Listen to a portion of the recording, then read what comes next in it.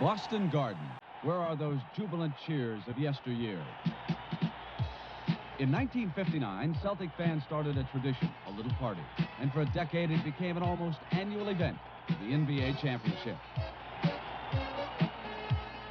This year, they've renewed that customary celebration.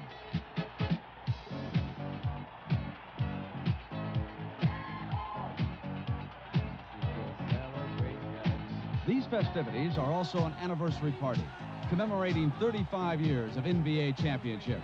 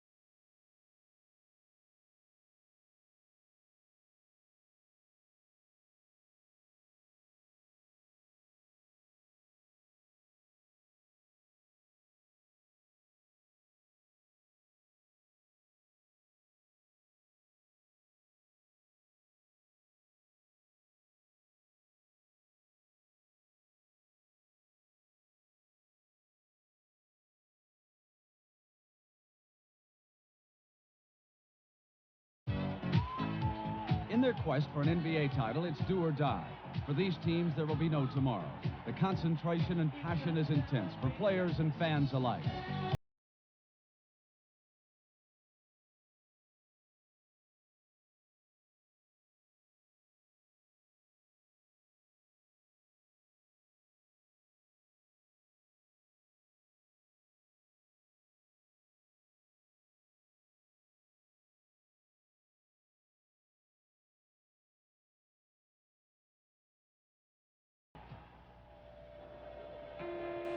Their 62 wins brought the Boston Celtics an Atlantic Division title, and the banner-draped rafters of Boston Garden are proof that playoff time is their time of year. Artis Gilmore and the Chicago Bulls come into this semifinal series on a roll. They knocked off the New York Knicks in their mini-series 2 straight. They have no intentions of letting Boston end their hot streak. But Boston has other ideas.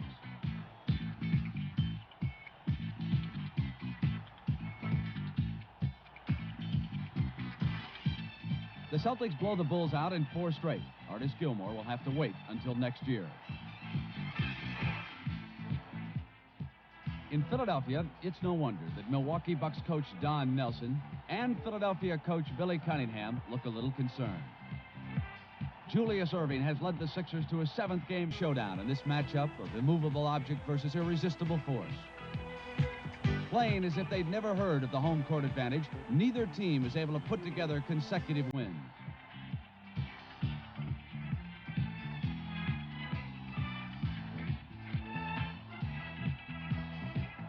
In Game 7, Bob Lanier and high-flying Marcus Johnson lead the Bucks back from a 16-point third-quarter deficit. But as always, Dr. J is the man in the clutch for Philadelphia. His aerial acrobatics account for 28 points, 7 rebounds, and 6 block shots.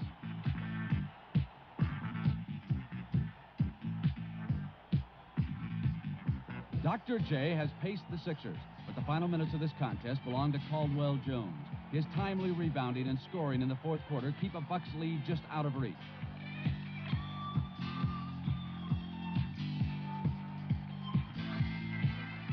With 14 seconds to go, CJ's 2 clutch free throws provide the winning margin in a photo flash finish.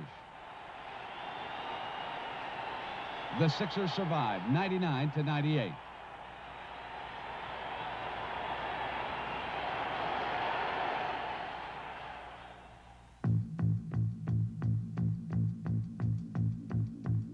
The Eastern Conference Final is an inevitable rematch. The Celtics just edged out the Sixers for the Atlantic Division title, and these 2 teams have a history of no-holds-barred postseason play.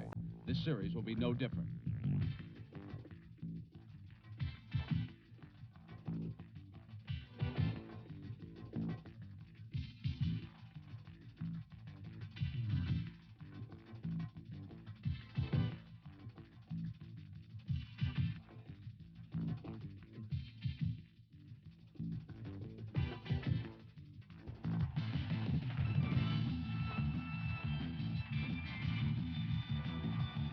The Sixers shocked the Celtics with an opening game win at Boston. The Celtics even the series, but the Sixers return home in high gear. Larry Bird can't get on track, and the Sixers win Game 3 handily.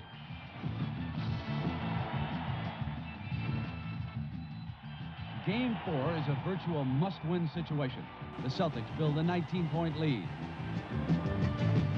But Bobby Jones and Dr. J combine for 38 points as the Sixers come roaring back.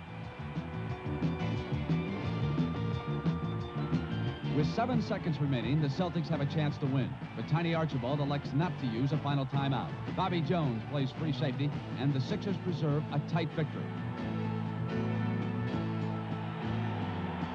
It is the Celtics' 11th straight loss in the Spectrum, and only 1 game from elimination. Many fans wondered about Boston's ability to come back and about Archibald's decision. We were all second-guessed as to what he should have done, what should have happened, and so forth, and it really didn't look good for us. But I think that best typifies the character of our basketball team. And when we were down 3-1, we just took it a game at a time. And when we set into this Philadelphia series, we said, we're playing. If we're not the best in basketball, we felt they were at the time. And they have to beat us 4 times. Let's don't look at it any other way than that. One of these 2 great teams has to lose 4 ball games, and until we lose that 4th one, we're still in it. Indeed, they were still in it. Philadelphia simply could not deliver the knockout punch. In Game 5, Boston rallied from a 6-point deficit on some Larry Bird heroics with less than 2 minutes remaining.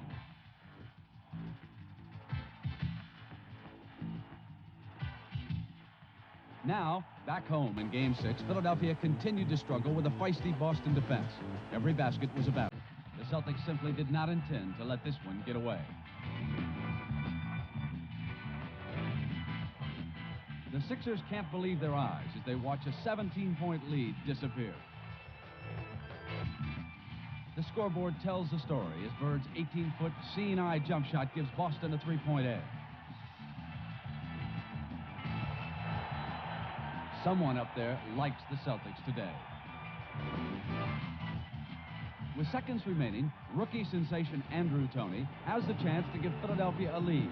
But Boston has their own rookie standout. Kevin McHale's clutch rebound forces Philadelphia to give an intentional foul. Billy Cunningham watches helplessly as Cedric Maxwell converts the foul shots and seals Philadelphia's fate.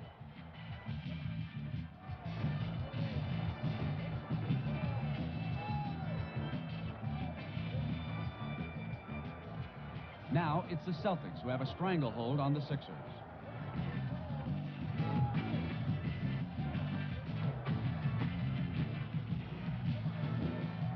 The 11-game Spectrum jinx is over. And with this victory, Larry Bird, who paced Boston with 25 points and 16 rebounds, could feel a definite shift in momentum. We felt it really shocked him. It really tore him apart because now it's 3-3 and we're coming back to the Garden. And that was just a game. Whoever had the most guts and the most determination was going to win that game. The Sixers have never beaten the Celtics in a 7-game series. And now they are but a loss away from that dubiously distinguished list of only 3 teams which have let 3-1 playoff leads slip away.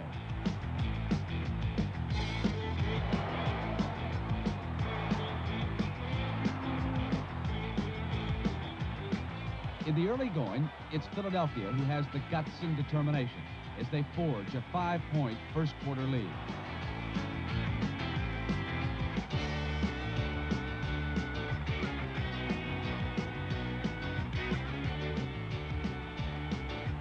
The 2 teams played even through the second quarter. Maxwell picking up 2 of his 19 points on a Boston break. But the period ended on a telling note. Bird's 20-footer is off. Philadelphia fails to box out. Rick Roby rebounds, and Maxwell finally puts it down for the Celtics. The Sixers are glad to head for the locker room with a 5-point lead. The Sixers increase that lead to 11 midway through the third quarter on this Maurice Cheek's offensive rebound and 3-point play.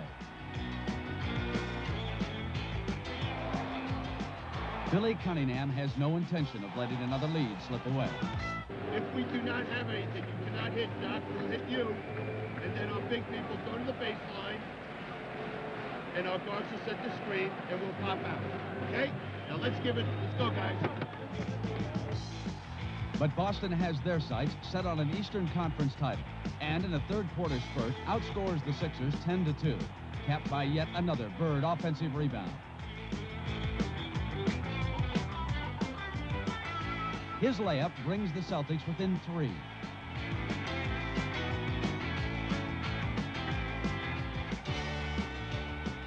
Get back defensively. Andrew, you must get back, pick up the men. Cunningham senses the gathering Celtic storm. And when Robert Parrish retrieves an errant McHale shot, his tally brings the green machine all the way back to deuce. But the Sixers didn't make it this far without a little stubbornness of their own. Dr. J gathers in his own miss, and Philadelphia leads by 7 with just 5 minutes and 23 seconds winking on the Garden clock. The Celtics suck it in, and a Parrish block ignites a Boston fast break.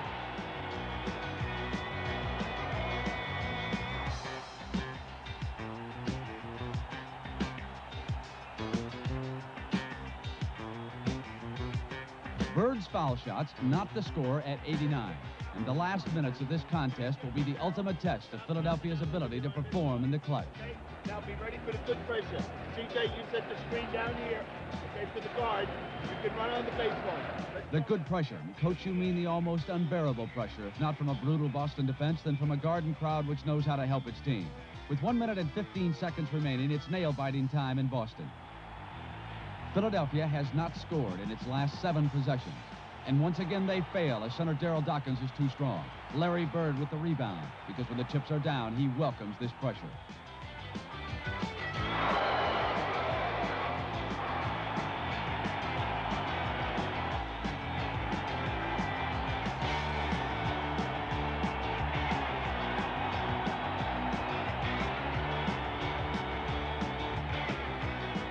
Bird's bank shot has boosted Boston to a precious 1-point margin. The Sixers have just 1 shot left to save this series.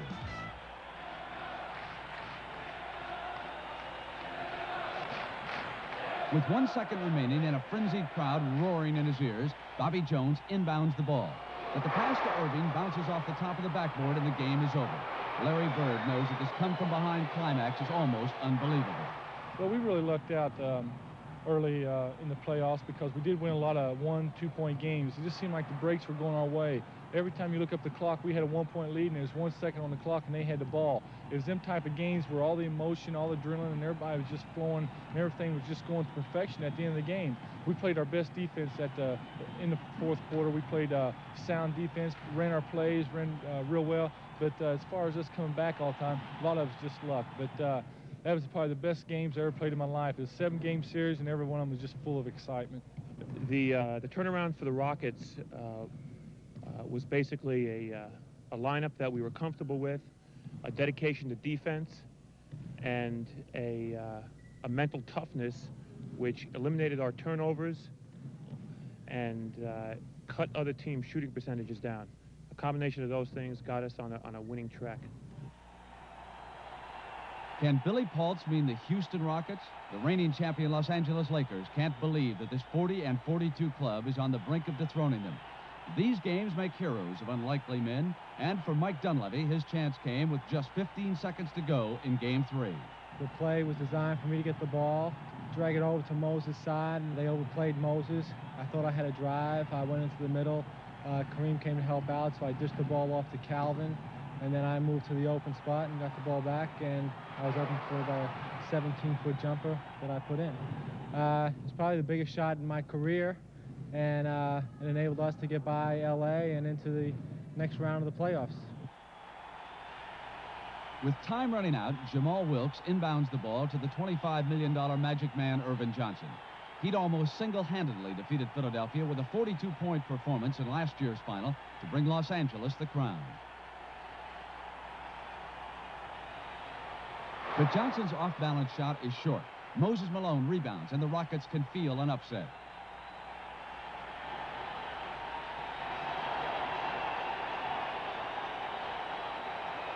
This is one game Johnson just might not be able to pull out of his bag of magic tricks. The Lakers get the ball back for one last-ditch attempt at salvaging their title. Kareem makes a court-length pass to Wilkes, but his desperation shot falls short, and the surprising Houston Rockets can jump for joy.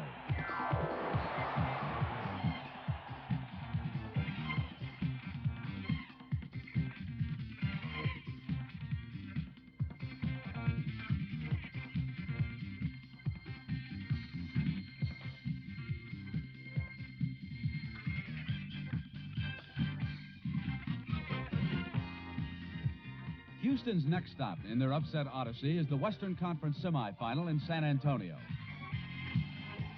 52 victories brought the Spurs a Midwest Division title, but Houston won't let that bother them in this Battle of Texas.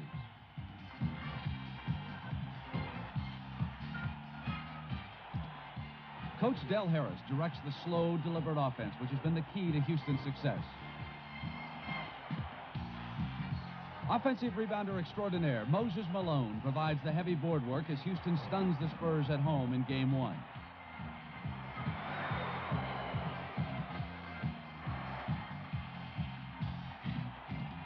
San Antonio Coach of the Year Stan Albeck gets his offense going in Game 2 as the Iceman George Gervin and forward Mark Oberding combine for 58 points to take Game 2, evening the series at 1 apiece.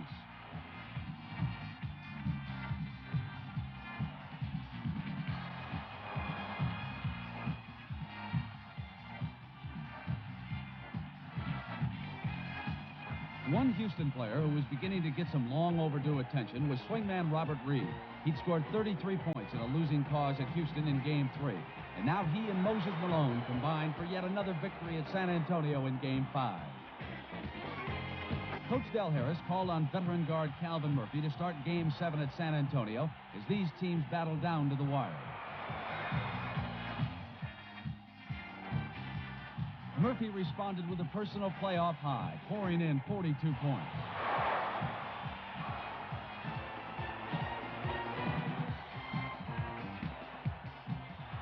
Earlier in the season, he'd set a record for foul shots attempted without a miss.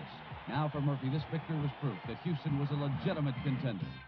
After being in the NBA for 10 years, finishing up my 11th, finally being recognized as not just team to make up the NBA schedule, but a legitimate, good organization with sound basketball players is very important to us. The other half of the Western Conference semifinal pits the Pacific Division champion Phoenix Suns against another surprise team, the 40-42 Kansas City Kings. Their playmaker Phil Ford is injured, and the Kings are heavy underdogs. A balanced Phoenix scoring machine blows the Kings out of Game 1.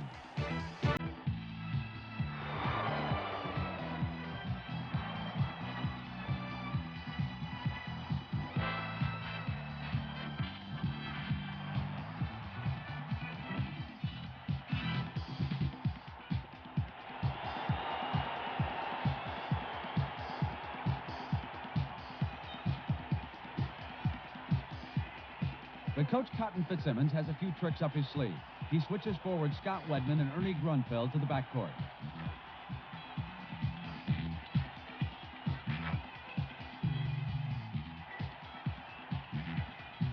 And Kansas City surprises Phoenix, winning the next 3 straight.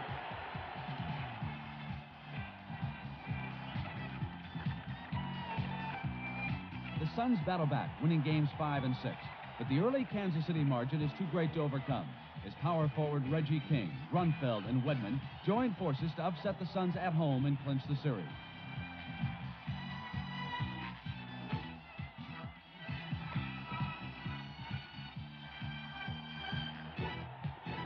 Two teams, which didn't even win half the regular season games, will now play for the Western Conference Championship.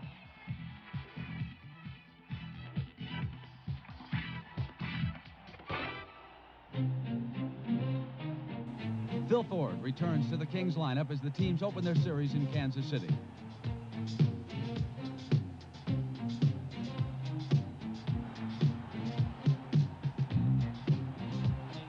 But a cold shooting Kings offense, a stalwart Houston defense, and that slow walk-up Houston style put Kansas City on the ropes.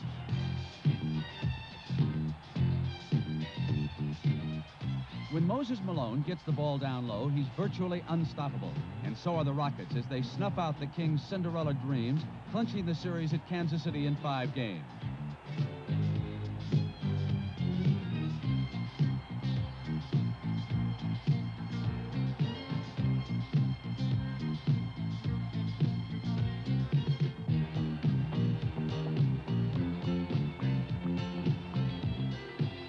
In 10 playoff wins, this was Houston's 6th road victory. In Billy Paultz's words, their mental toughness and dedication to defense had indeed gotten them on a winning track. No one picked this team to get past the champion Lakers. Now they were on the way to the championship themselves.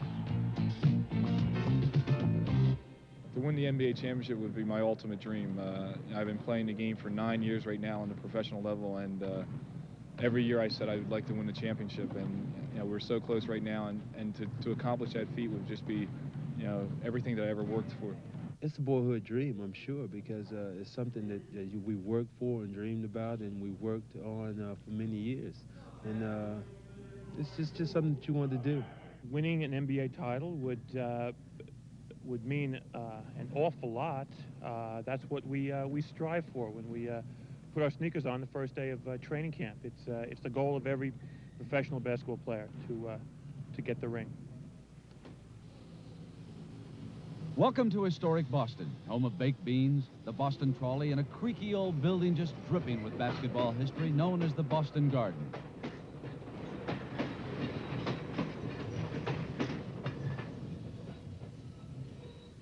Be the first to say I told you so with your own 1980-81 Boston Celtics World Championship T-shirts here. Peanuts here, pistachios, cashews, black popcorn, fresh roasted peanuts here, Celtics on. Get your peanuts, everybody!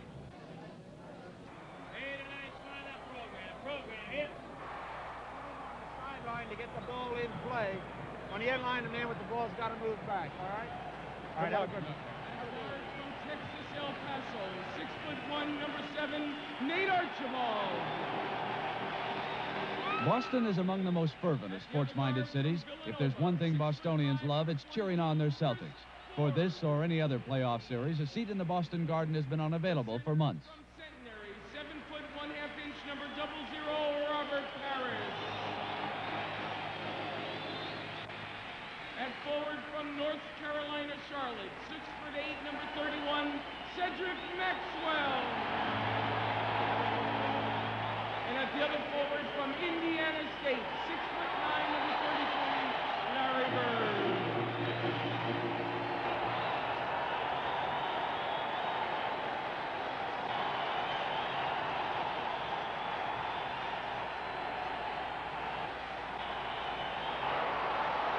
Houston controls the opening tap, and Coach Harris calls the plays. 55!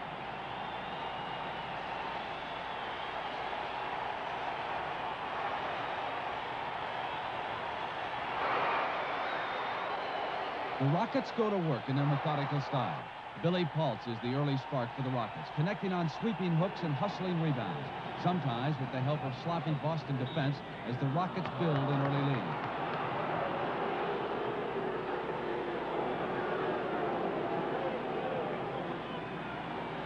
Robert Reed's Jaguar quick drives and jump shots continue to pace the Houston attack. Reed scoring 13 first-quarter points. Get up! Get up right now!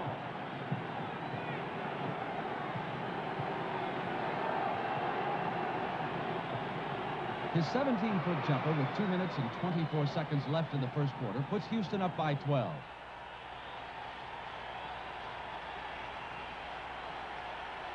If it weren't for Boston bench players like Gerald Henderson, M.L. Carr, Rick Roby, and Kevin McHale, this game might have turned into an early rout.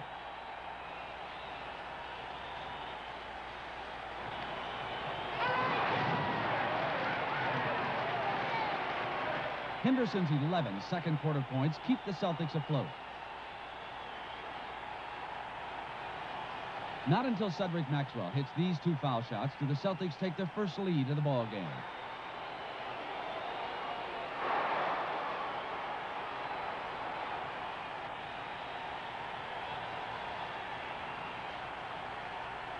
The lead flip-flopped back and forth through the third quarter despite an unusually cold-shooting Moses Malone, a man who almost has to score for the Rockets to win. But what one Boston journalist described as the Celtics' "what fun is a lead until the final 5 minutes" style of play continued to hurt them.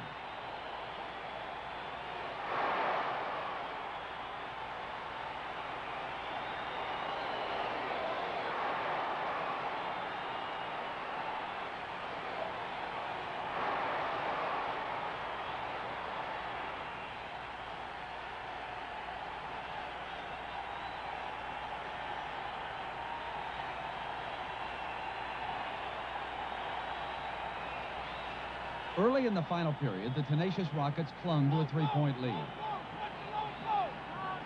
Then this, an absolutely breathtaking flying follow-up of his own missed 20-footer by who else? Larry Bird. Red Auerbach called this the greatest play I've ever seen. That was the spark as Bird took control of the game in a dazzling display of all-around skill.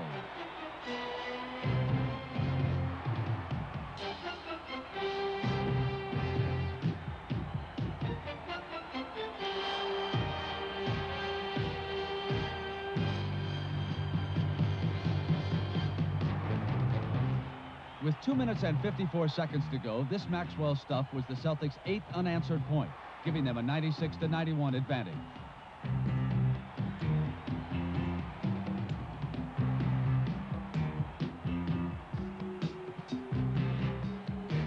Keep your heads back in the game and remember what we got to do to win. With 30 seconds remaining, the Celtics lead by a single point.